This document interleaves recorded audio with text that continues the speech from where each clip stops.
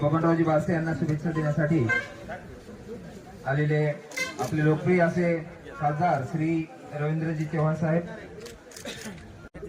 शिवसेनेचे जिल्ह्याचे नेते, माजी जिल्हा परिषद सदस्य माननीय बबनरावजी बारसे साहेब यांना 50व्या वाढदिवसाच्या निमित्त सर्वप्रथम मी आपल्या सर्वांच्या वतीने त्यांना हार्दिक अशा शुभेच्छा देतो।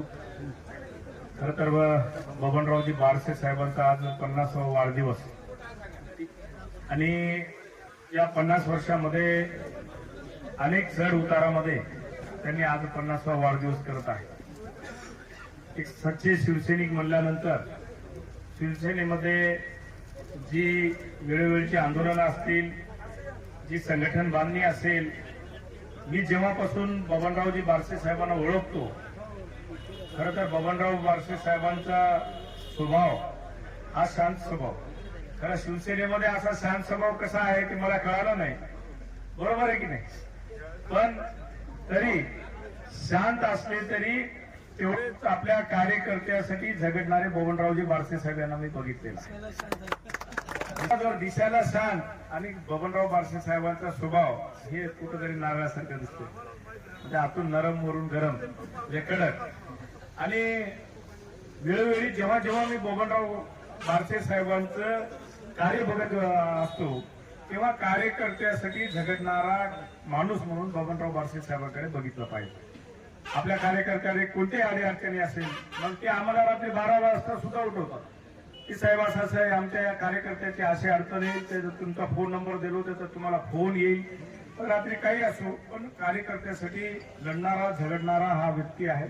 आणि बबनरावजी बारसे साहेब यांना वाढदिवसाच्या निमित्त एवढंच शुभेच्छा देतो की त्यांची जी काही स्वप्न, भविष्यातली राजकीय काही आकांक्षा असतील, या वाढदिवसाच्या निमित्तानं आपल्या सर्वांच्या साक्षीनं, सर्वांचा आशीर्वाद, सर्वांच्या शुभेच्छा ह्या आपल्या पाठीमागे आहेत बबनरावजी। आणि निश्चितच येणारा काळ हा आपला असेल आणि याचबरोबर येणारा काळ हा आपला असेल, कारण मी स्वतः बघितलेलं आहे। स्वर्गीय कैलासवासी वसंतरावजी चव्हाण साहेब यांची लोकसभेची जी निवडणूक होती, त्या लोकसभेच्या निवडणुकीमध्ये आपण स्वतः आणि ही सर्व आपली शिवसेने सर्व कार्यकर्ते मंडळी, अत्यंत आमचे सुनील भाऊ असतील, सर्व मंडळी असतील, ही सर्व या ठिकाणी एका जोमाने, एका दिलाने काम केले। या ठिकाणी उद्धवजी ठाकरे साहेब यांना नांदेडला सभा घेता आली नाही, पण बबनरावजी बारसे साहेबांचं माझं बोलणं झालं आणि बबनरावजी बारसे साहेबांनी म्हणले काळजी करू नका, तलाव रिसॉर्टला